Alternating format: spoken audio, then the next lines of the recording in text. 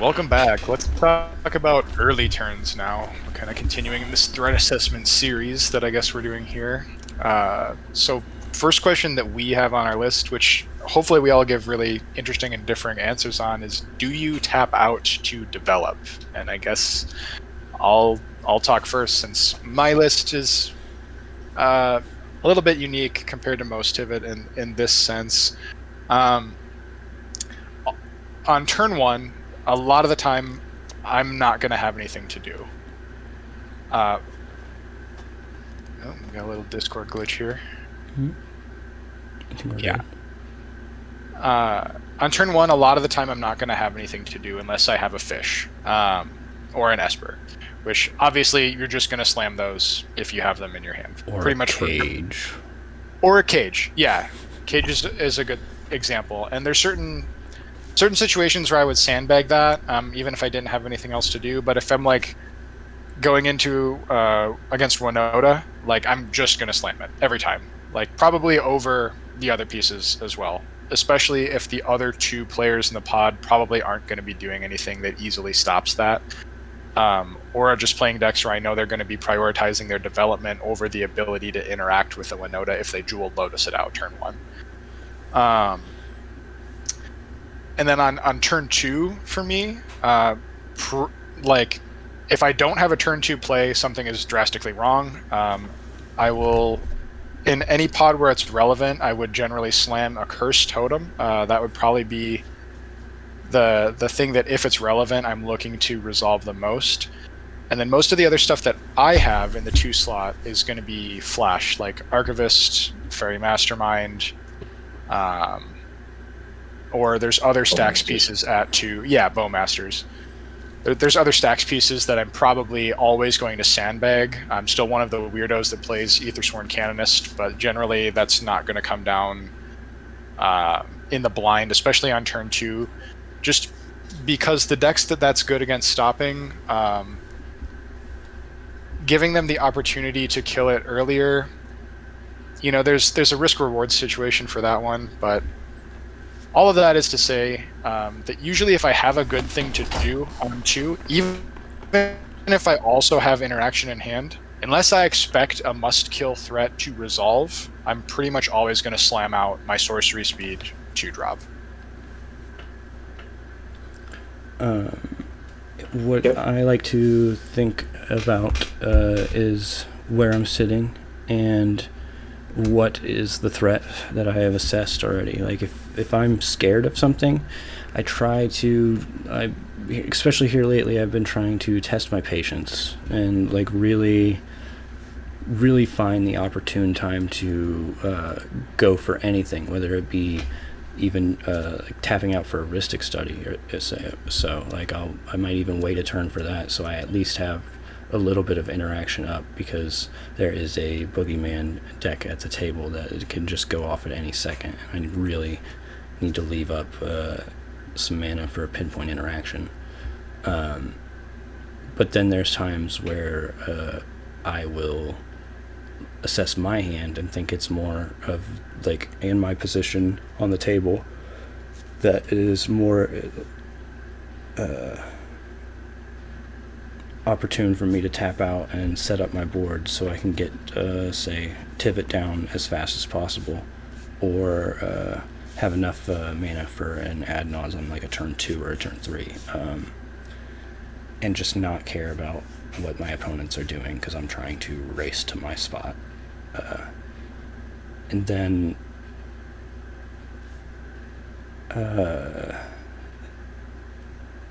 there are times where it's unknown and you kind of have to like sit back and just be patient anyway. Like when it's unknown, like, and you've got like a good hand but still feels iffy, trust your gut, be patient. And if you have interaction, that is, like if you have absolutely nothing to do, I say make them have it. You know, sometimes you just gotta make them have it, especially if it's all you've got. If you're just gonna leave your mana up to do nothing and look like you were doing something, I don't like bluffing too much in this, because it's, yeah, If I have the chance to go for it, I'm going to go for it and make them stop me type situation. That's a really good point, Kev.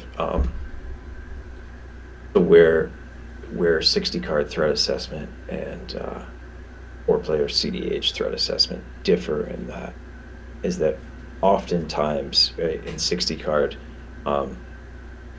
you're not playing into unknown information because it is advantageous to not. So I think the best example is I'm not going to Swords to Plowshares a turn 1 Delver of Secrets because there is the possibility that they have days in their hand, and I'm not walking into that. It is much better to take the 3 damage from the Delver, play your Swords to Plowshares on turn 2, and know that you are playing around days. Are they going to force? Probably not, right? They're not going to go down 2 cards. So that assessment here is almost meaningless. And I say almost because there are times, there are players, there are people at the table. If you see someone playing super cautious, that is the one time that, or you think you've gotten in their head, that is the one time that I will bluff interaction. And especially if I have 5, 6, 7 cards in my hand, I will leave 2 blue mana up.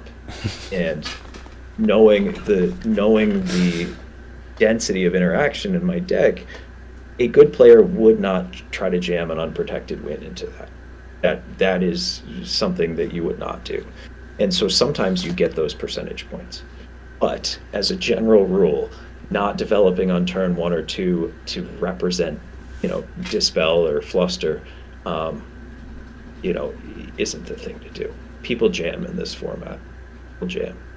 So tapping out to develop in that first turn, is obviously going to be contextual, but you get your stuff on the field.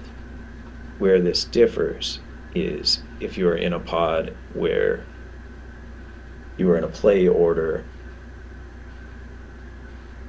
in a situation that, the people in front of you have played 6 artifacts. There's a bunch of red at the table. The difference between you playing out your artifacts, if they don't matter any, like a Mox Opal will say, that doesn't matter at the time.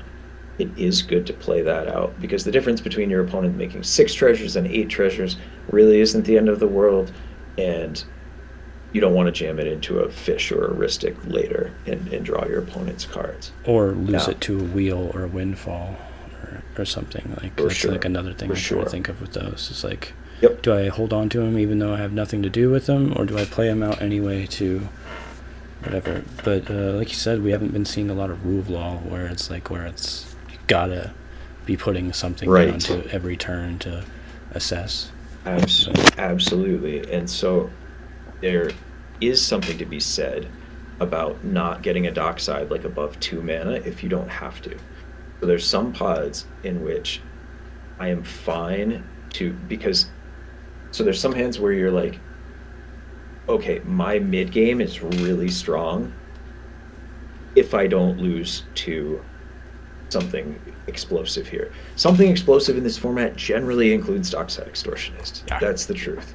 So if you're at a point where you can play out this meaningless Mox Opal, right, or not, really consider Dockside at that point. Because especially if there's a bunch of red decks so we'll say like Rakdos or Mardu decks, and they don't even have Rhystic Study, Mystic Remora, don't get in the habit of just playing things out to just play them. Actually look. And so the whole idea behind this is what beats me? What beats me? And that's the question that we want you to be asking. So what beats me here? Does holding this Mox Opal in my hand beat me? Actually, how does that actually hurt me, right? It could go to a wheel. Yep, it sure could, but it's my only artifact currently, or I'm down another one. Actually, that extra treasure off the dockside to make that dockside make 4 instead of 3 is a big deal, and so I am going to hold on to it. The other time it's contextual is if you're playing Displacer Kitten in your deck. You wanna it's necessary. trigger. Yeah, it's necessary to start that chain, right? And so playing out your LED or whatnot, like may not be the play, especially if you've got a kitten or you've got a tutor that you think is going to go to get that kitten. Um, you know, it's one of those cards that it needs other cards, and so if you're playing any of the cards that need other cards, if you're playing Manual Storm or anything like that, there are times when you're supposed to hold your cards. Right?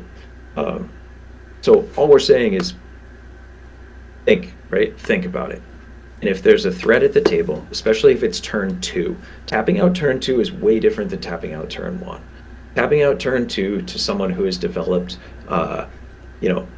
Crypt, Chrome Mox, Land, and has 3 cards in their hand for next turn, and they're on black with unrestricted tutors, they're on ad nauseum.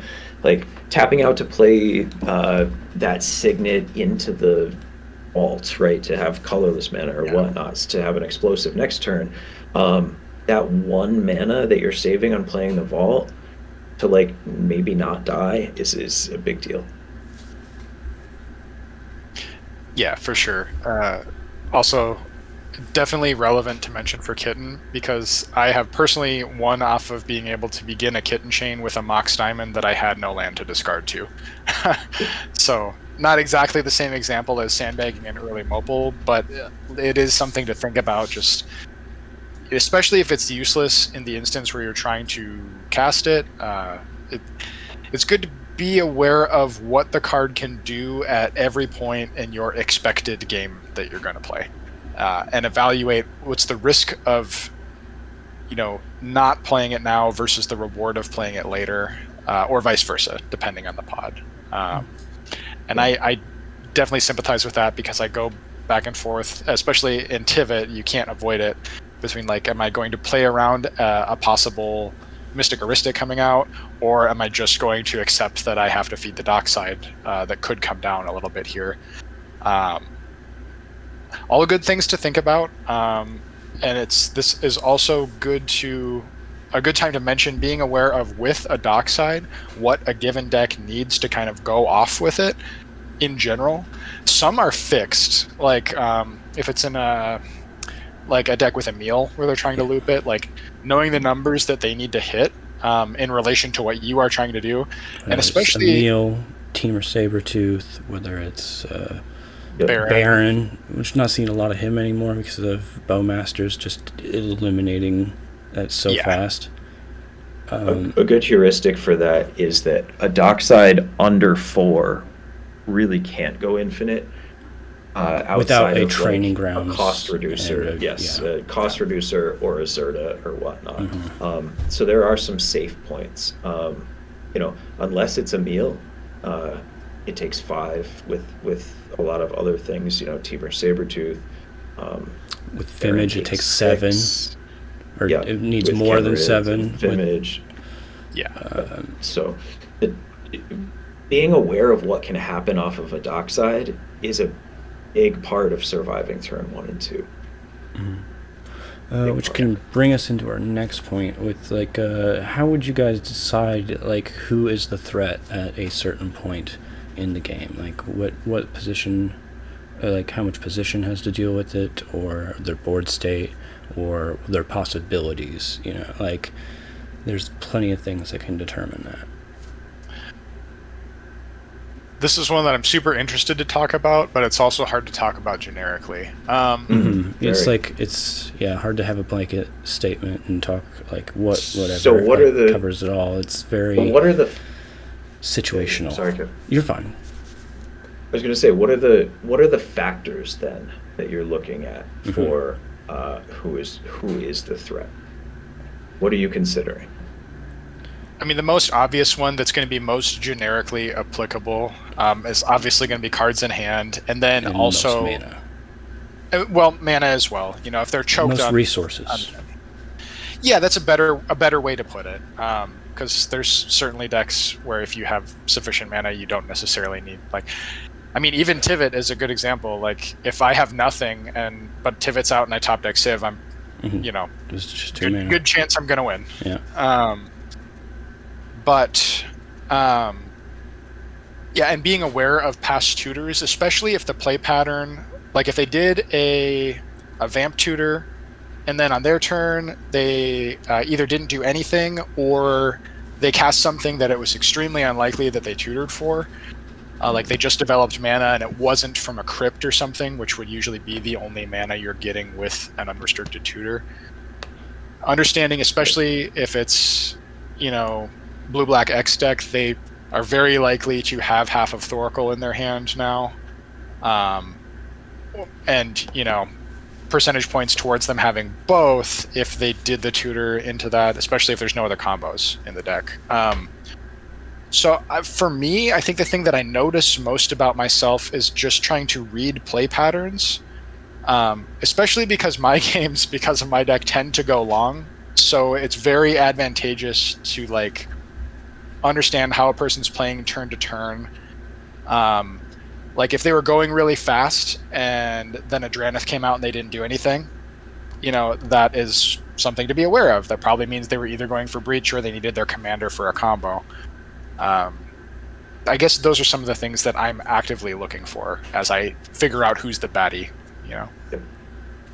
The thing that I look to first is mana.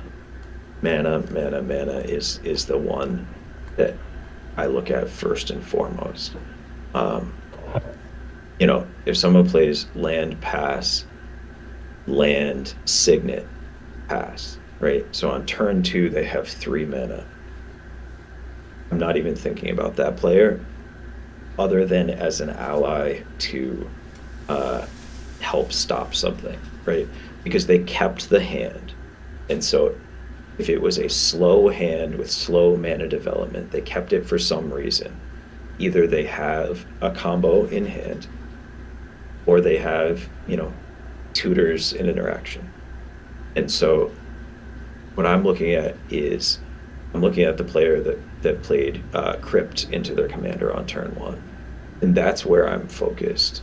You go Crypt and Najeela, you go Jewel Lotus Najeela. I am focused there. I am thinking about their next few turns very carefully. And who is the threat is generically the thing that I think about this. Did they get a Drannith down and you got your commander under it? That person is now your ally, right? You want that Drannith.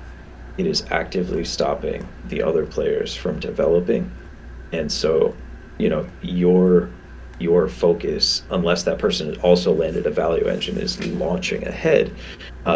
Your focus can shift a little, and you may want to protect that Drannith, right? And I know we'll get into stacked species in a minute, but these are just the things that in the first couple turns you should be thinking about.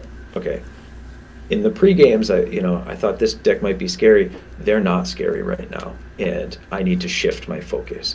And that shifting of focus happens way, way, way too slowly in this format. Yeah. Every card, every land drop, right, changes that, and the threat shifts. And when it's kind of ambiguous, you go down to things like, okay, who is tutored already? What win cons are they on, right? Are they on win cons that are fast? Something that I experienced in something already, is, telegraph something already? Yeah, right, exactly. Is there known information? Did they almost cast a silence and then pulled it back? That's person's in a really scary spot. But something I experienced with Riel, and this is to speak about, in the first 2 turns, who's the threat, is, sometimes I'll turn 1 or turn 2 my commander. And then, I'll play a discard spell and draw 2 cards. Oftentimes, someone will, kind of jump up and down and say, he's got his draw engine online, we're going to lose the game, he's going to breach. And you may lose the game in about 6 turns, but there is no win condition in my deck that can actually win the game. I need to assemble, a bunch of cards in my graveyard first and 2 other pieces of breach with the worst tutors in the format to get to a win. And you know, a lot of times that that focus then kind of, you know, loses the game to something faster, you know, to a deck that has Oracle Console, you know, to a deck that can just go in, you know, infinite mana Thrasios through my deck. I'm done. Yeah. So knowing, like, okay, if a player establishes a good value engine and that's the point of their deck, that is scary because it will eventually turn into something that you can't beat. But in the present moment, there is likely a deck that is more of a threat, unless you already have those other 2 decks stopped and your goal is to also go long and you need to get that engine offline so you can beat. But so knowing those win cons, right? Knowing how fast a deck can actually win. There's a lot of decks in this format that cannot win before like turn 3 or 4, even with the perfect cards. And then there's some that can turn 1 and turn 2 all the time. And, you know, those are your turbo breach decks or your turbo Oracle Console decks that, you know, just ad nauseam and can win off that and are built for that. So yeah, knowing what those things are in turn 1 or turns 2 that can actually beat you is a big deal. Yeah, absolutely. Yeah, and I wanted to say too, one of the things that is relatively unique to Riel in the games that I played against you, Deke, and I know I've mentioned this, that it's really hard to do threat assessment against you, and it's partially because of the lack of tutors and the lack of quality tutors. Because sometimes you'll have a full grip for like 3 turns in a row, and I'll be like, I don't know if I'm about to die or if you're just going to counter everything important that happens.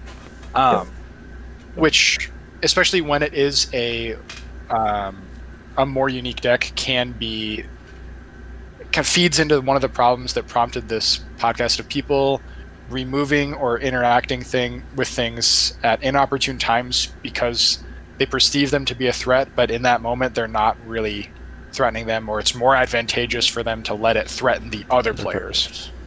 Yeah. Perfect segue, man. Yeah. That is like a very important thing to talk about, because there are so many times where, yes, an opposition agent would, I'd hate to see it, especially if it's just flashed in at the end of turn, someone being mana efficient, like, oh man, like, of course I could, like, remove that or something, but there's also times where it's like, it's this person, especially with this card, it's like this person flashing this in to stop the person that's using the tutor, or are they doing this to take advantage of using the tutor themselves? But that's just with Oppo's weird card. But with other things like stacks pieces that are obviously holding back a player, but they are annoying to you, like, oh man, now like my artifacts don't tap for mana and I'm just like slowed down 3 turns, but if this person is allowed to use their artifacts right now, the game is over. And some people just don't have the vision to see that the game would completely be over, and they just need to not be so selfish and learn to be a little patient sometime. Like, and I'd gotta do that myself too. Yeah, absolutely. So I think when that's like perfect lead into so Rhystic Study and Mystic Remora in early turns here. We all see those cards, we all know the power of them, and we have a tendency to either not pay kind of automatically or pay. You know, most of the time a person falls on one end of the spectrum of, like, they never pay even if they really could, and you see them untapped with a bunch of mana the next turn around the table, or, you know, they religiously pay, you know, even when they're like sacking treasures to do so or whatnot. And what I really want to talk about here, get you guys feedback on, is the idea that if the Mystic Rhystic player is not the one I'm immediately afraid of, don't I want them to draw cards? But what I mean by this is if there was a turn one fish, right? But it happened to go after someone played out a bunch of rocks, right? So player one played out a bunch of rocks. Player two played out a fish. Depending on what that turn one deck is, I'm going to develop a little to feed that fish player cards, especially if they're on an interaction dense build. If they're just going to be drawing mana dorks or whatnot, that's not a huge help. But if they're on something that I know has a decent interaction Usually package, if they're on those, they're blue, so they've got some sort of interaction package going on. for sure. Generally, I won't feed them if they're like, Rogsai in the blind, but like, if the Mardu player goes first, yeah, if Mardu's got an Esper Sentinel, I'm not like it's not worth paying for it. Sometimes you just gotta give them a card. But it is, and it's sometimes pretty like situational in some sense. And if you can't stop the player that has developed all the mana, someone else needs to. Mm-hmm. And so you can use your opponents. You cross your fingers that they're not drawing combo pieces, but hopefully they're drawing. They're drawing interaction. It's a gamble. There's so many points in this game like that are. Yeah, and it depends on what deck they're on, right? If someone's on a Grixis deck, I'm generally not feeding them a bunch of cards to try to stop someone else, unless there's a silence on the stack. I'm gonna cast as many spells into it as I possibly can. But if they're a slower deck, if it's Thras Bruce, that's what I was going to bring up as well. Please have some cards to control the table. If I want the game to go long, I want that guy drawing as many cards as humanly possible.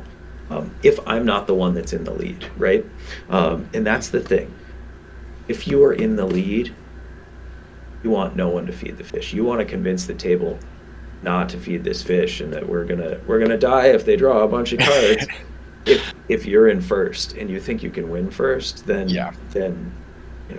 But if you're not, if you're in last and someone is out in front and someone else casts a fish, you're like, holy shit! If I can feed that fish,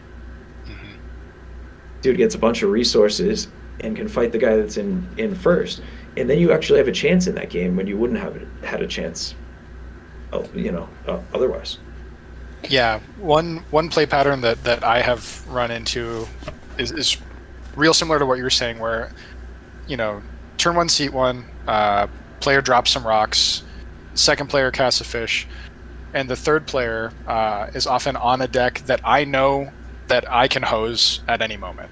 Like, if it is solely a graveyard-based deck, then I'm playing basically everything that you reasonably can to hose them.